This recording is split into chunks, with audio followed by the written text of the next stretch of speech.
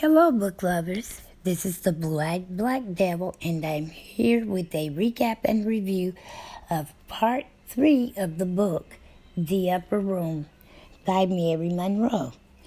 Now, last we recapped, Ruby and Maureen had made it to Hattie Pittman's house. You know, Hattie is Ruby's cousin. Ruby tells Hattie that she had to chastise a Klansman because he tried to sexually violate her. That's the lie she told Hattie then. And Hattie, like their family and friends before, believed her. So now on to part 3. Ruby and Maureen have made it back to Goons. Maureen has she's just turned 18. Bobby Boatwright, the young man she had been seeing for a few years, wanted to take her to the movies, but she said no, she couldn't go because she had to mop the upper room floor.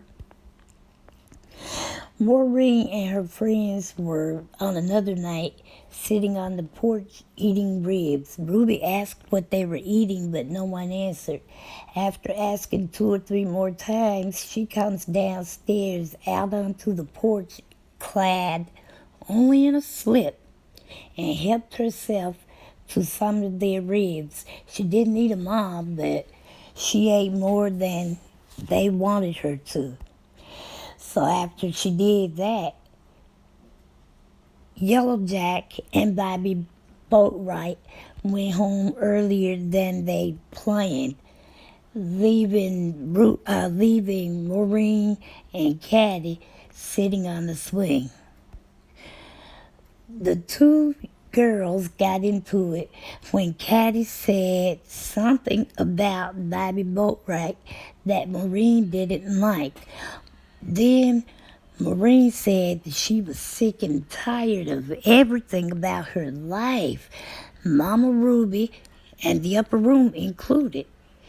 Caddy told her that Loomis, said that she was Mama Ruby's puppet. Maureen admitted that she was tired of being surrounded by Mama Ruby. Maureen asked Caddy what she thought about her marrying an albino that they called Snowball.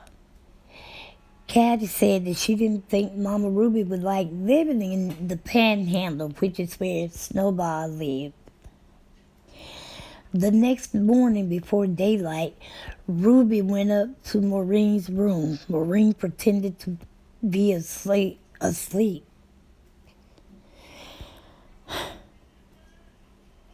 Eventually, though, she roused Maureen awake. Ruby wanted her to go get her some beer. Really? You woke somebody up out of their sleep in the middle of the night, so to speak, although I know it was the dark of the AM, but still. Ruby made Caddy's wedding dress for her because she gave her a few beers that morning before day. Wow. Maureen asked Ruby why she said she could never leave her. Ruby turned the waterworks on again. Maureen always felt like Ruby wasn't being forthright with her regarding her birth. She told her, well, first of all, Ruby pretended to choke to death. Maureen said, well, don't do it before you tell me about why you always been on to me, surrounding my birth. Someone knocked on the door, though, startling Ruby out of her sickness. Answer the door, she said. I thought you were sick, Maureen said. Just answer the door, but before you do, hand me my shotgun. Fast Black Ruby, Irene, and Maureen helped get Ruby's house ready for the wedding, for Yellowjack and Caddy's wedding. The ceremony was delayed by an hour because Caddy insisted on opening the gifts to make sure that one of the gifts was a Ray Charles album. The little children were relegated to the backyard so the vows could be heard. As they were going outside, a hen came in, and apparently nobody saw it. It attached itself to Pastor Teague's leg and started pecking him. I think he tried to ignore it as long as he could. But finally, do you, Yellowjack? Somebody get this chicken.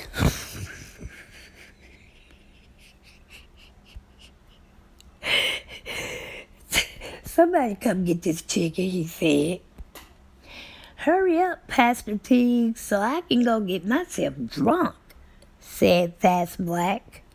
A few minutes later, Yellowjack kissed his bride. Now, 4 hours later, the party was still going strong, although the crowd had thinned out considerably. Irene said she didn't care what Yellowjack did to Caddy, but she'd better stay married to him. Luma said, don't nobody want either one of them anyway. Shut up, you drunk, unmarried, middle-aged son of a bitch. That's what Caddy's barber, Irene, told Loomis. Maureen asked Caddy if she really loved Yellowjack. Love him? Girl, I don't even like him. Well, why did you marry him? She asked.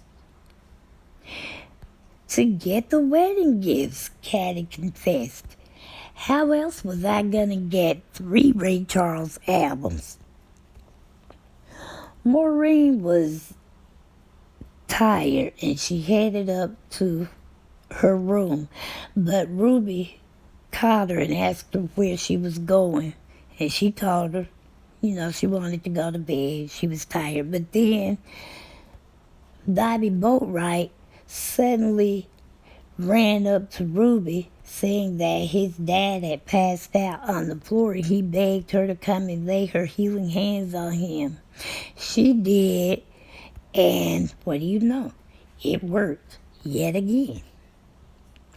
Maureen eventually made it up to her room, though. An hour later, Ruby came up and she asked her what was wrong.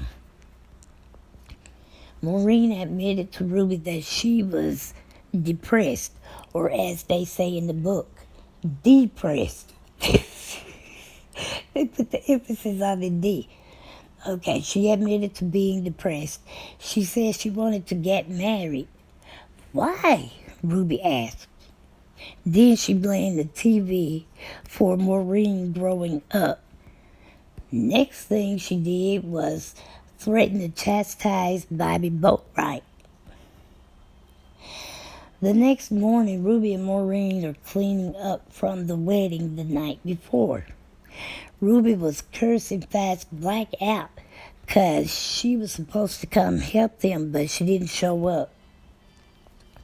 All of a sudden, Maureen looked out of a window in time to see, half walking, half running, Fast Black heading towards their house. She'd come to tell them that Caddy had left Yellowjack on their wedding night. Caddy's parents, Irene and Bishop Flatt, along with Ruby and Fast Black, are questioning Maureen about Caddy's whereabouts. Maureen told them that She, meaning Caddy, had gotten her wedding gifts. Ruby said whoever Caddy left her husband for was living on borrowed time. Then she whispered something in Fast Black's ear. Her eyes rolled from side to side. Then she nodded her head, but she never said anything out loud. No Talk and Loomis came in and said that the man who wore the white plastic shoes was the one Caddy had left with. So I guess he attended the wedding. Loomis said Yellow Jack was so upset because she took out 3 of the Ray Charles albums. Now, what does that say about that union to begin with? He wasn't upset that she was gone. He was upset that she took all of the albums with her. Then he also goes on and says that's probably why he'd never married, because if his wife were to up and leave and take all of the wedding gifts, he'd probably chastise her. Ruby asked him where this man lived. Bishop is trying to explain Ruby's actions to Maureen, but she still didn't agree with him. And I don't blame you. I always trust your instinct. An hour later, Ruby was back at home washing her switchblade. Maureen asked if they'd found Caddy, and she said yes, that she would be back at her dad's house later that day.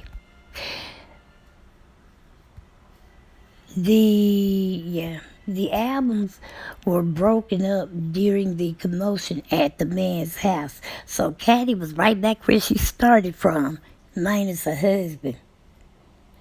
And I guess you could say the husband was right back where he started from, minus his albums and his wife.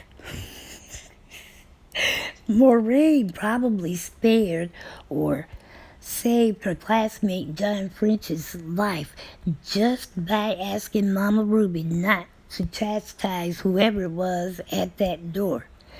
She must have been in a good mood that day, 'cause she didn't. He asked Maureen if she could go for a ride with him. Ruby was still in a good mood, 'cause she let her go.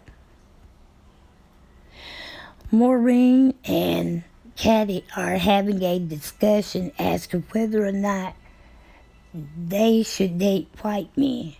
Caddy said she would date one just to see what all of the commotion was about. Now Maureen is back at home. Roscoe, Zeus, and Snowball are sitting around drinking while Zeus read playing cards. He flipped up the ace and king of spades. And then he told them that a man in that room would die.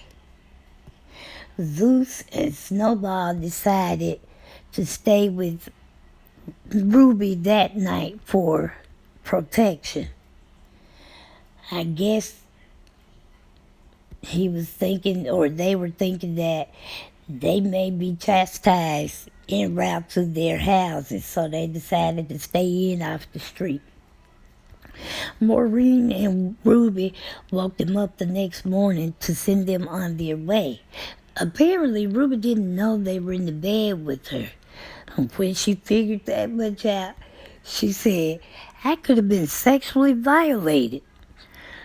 Snowball and Zeus looked at each other, then at Maureen, then at Ruby. By who?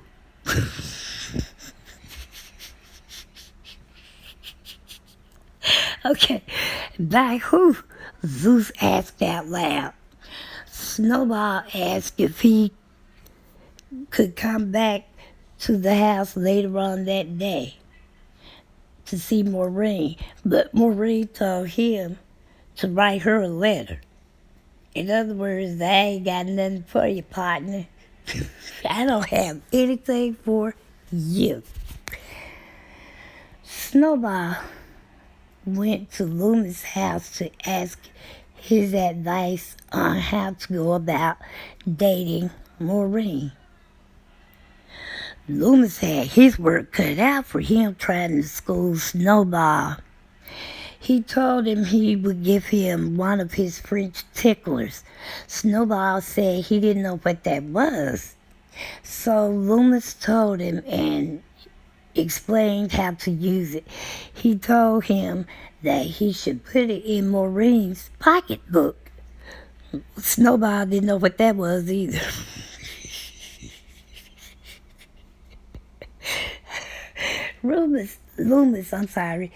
Loomis cursed in frustration. My goodness, Snowball, don't you know anything? He asked. Loomis told Snowball what to say when trying to win Maureen over. 20 minutes later, he was back at Maureen's house to apply what he'd learned. Let's just say that did not go over well at all. She cursed that man out and called him a low-down, funky, no-colored ass dope addict.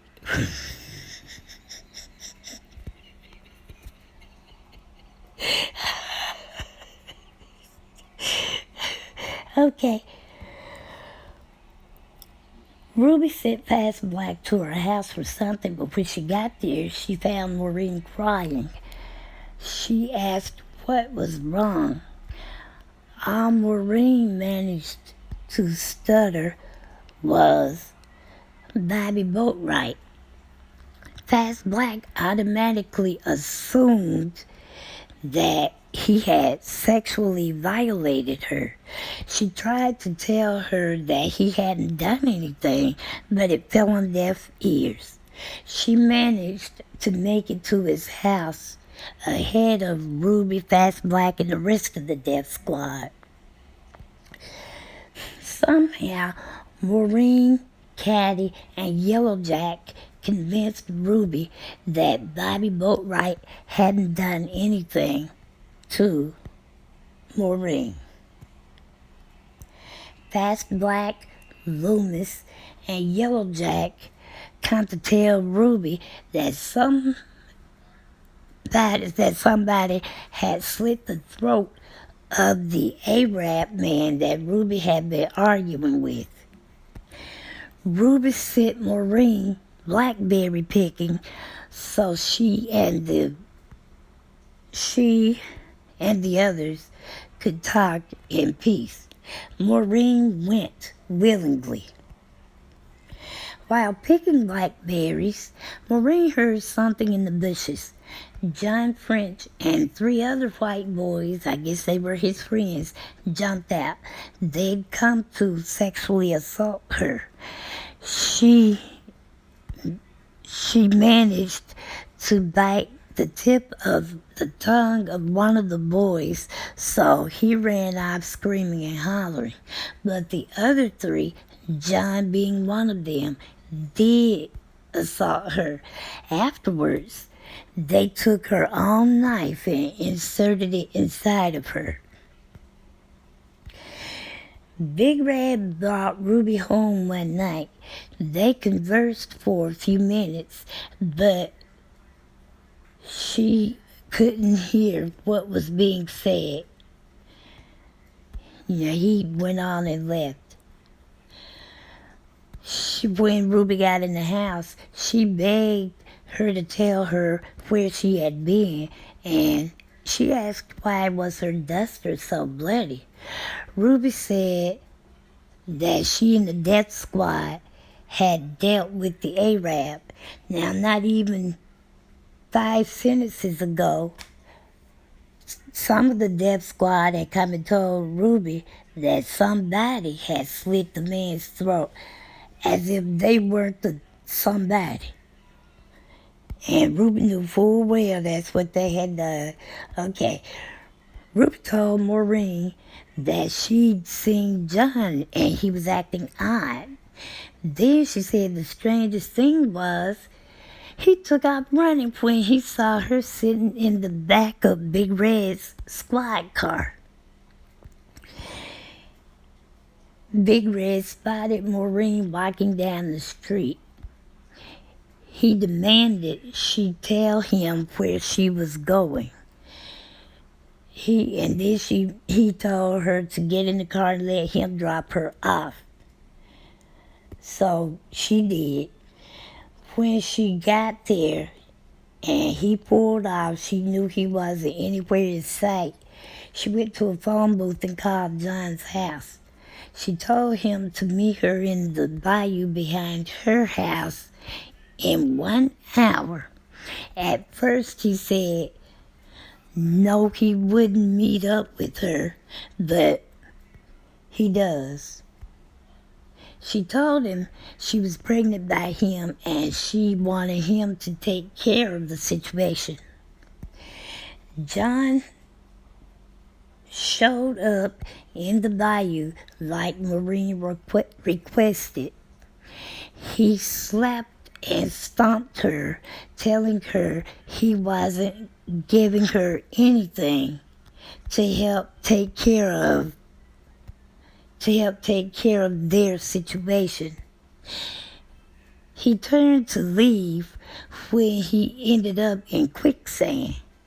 He begged her to pull him out, and for the longest moment, she didn't do so for the longest moment, she didn't do anything.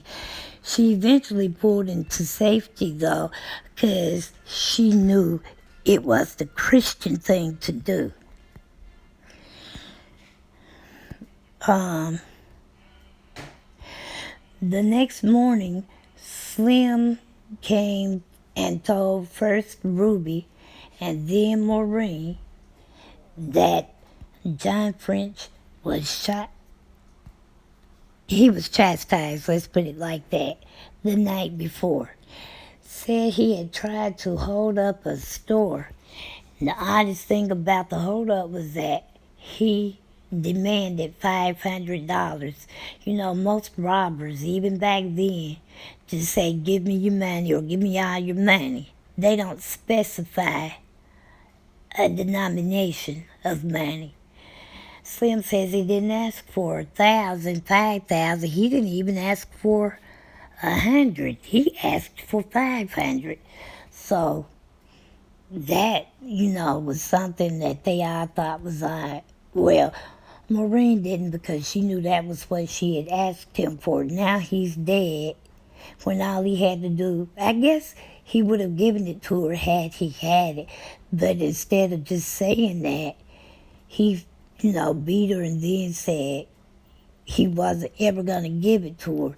But after he saw that she would let him drown in quicksand, I guess that was his way of showing gratitude to her, was to get that money. His sister, Suki, took his passing hard because the two of them were very close. I think she was 15, I believe. Maureen overheard Fast Black and Caddy wondering where she was as of late. Caddy said something about Bobby Boatwright and his new girlfriend Jolene, seeing them together at her wedding to Yellowjack.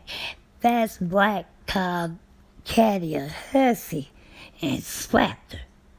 Caddy called her an old maid and slapped her back.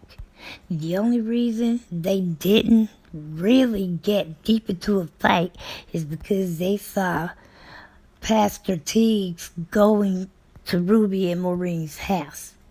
They decided that Maureen must be seeing either a foreigner or a married man. Suddenly, they saw Snowball driving Yellowjack's car to Maureen's house.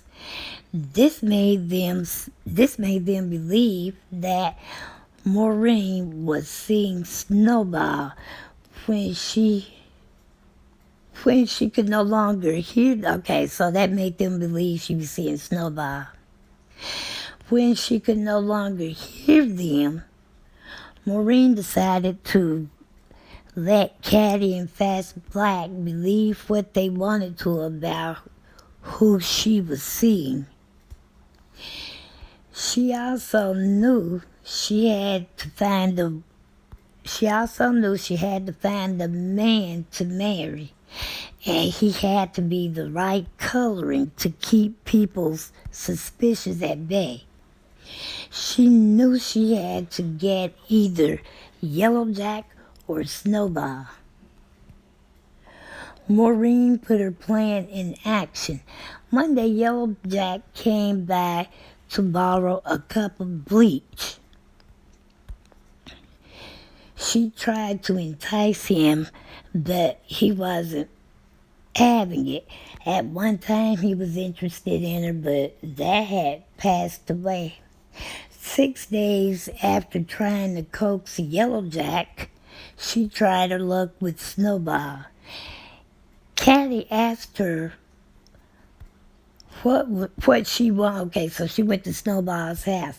Now, Caddy and Snowball didn't live together or by each other, I don't believe.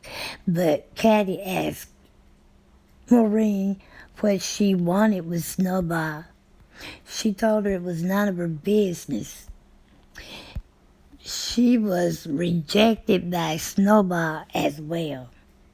Well, you call somebody a low-down, funky, no-colored ass dope addict, and then you telling him if he got anything for her to write it, put it in a letter.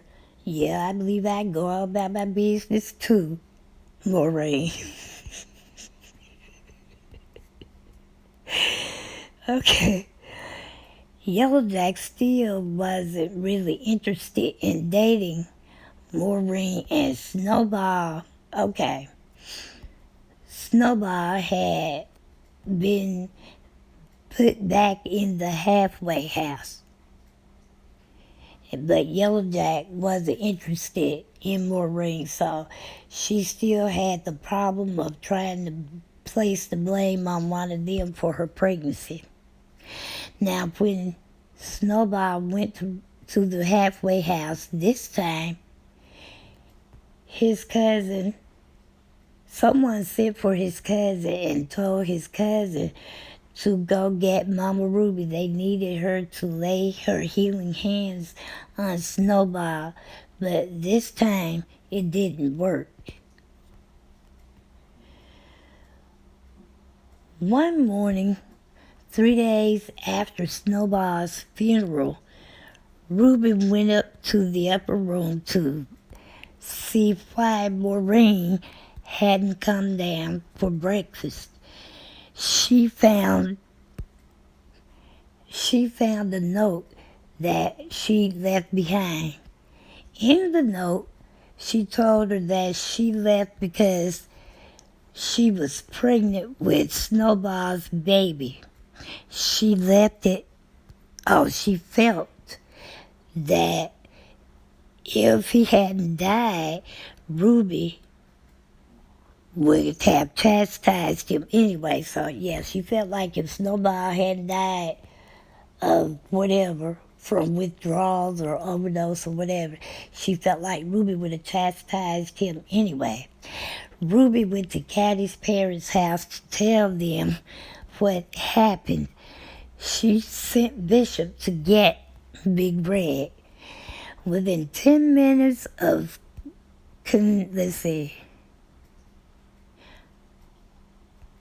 within 10 minutes of concerned Maureen, okay, I don't know what I was thinking when I wrote this because it makes no sense. Within 10 minutes of everybody being concerned, Maureen returns home. to Ruby's house. Ruby's house was filled with friends. It turns out Maureen had spent the night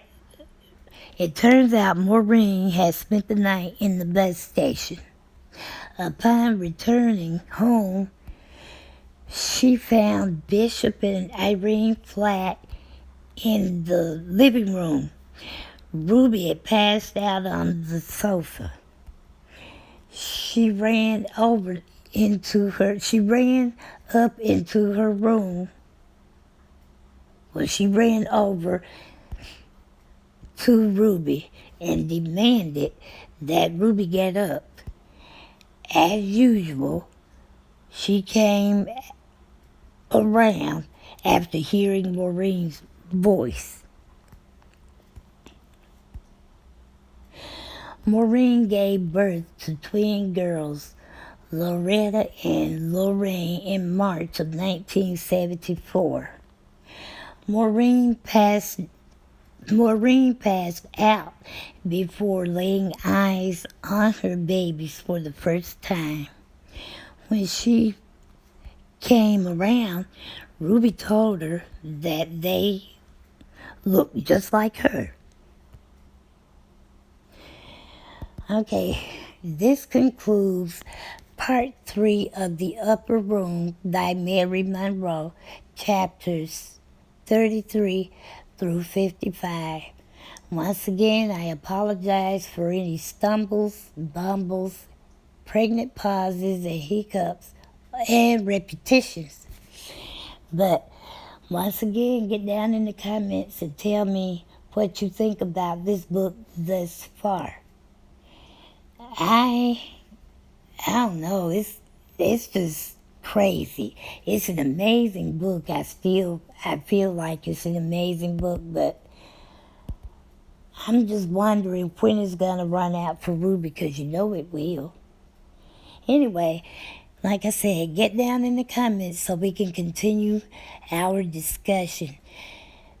And as always, visitors, feel free to join us. Subscribers, let's make them feel welcome. And if you haven't already, please subscribe, hit the notification bell so you will know every time I upload a video. Where they're going, I don't know, but eventually YouTube has to correct itself so that other people will be notified. Also, please like, share, and comment respectfully. I can also, guys, be found on Facebook at Blue Eyed Black Devil as well. So if you happen not to see me on YouTube, feel free to search over on Facebook and join me there, won't you? In the meantime, until we read again, happy reading. Thank you for listening, and God bless.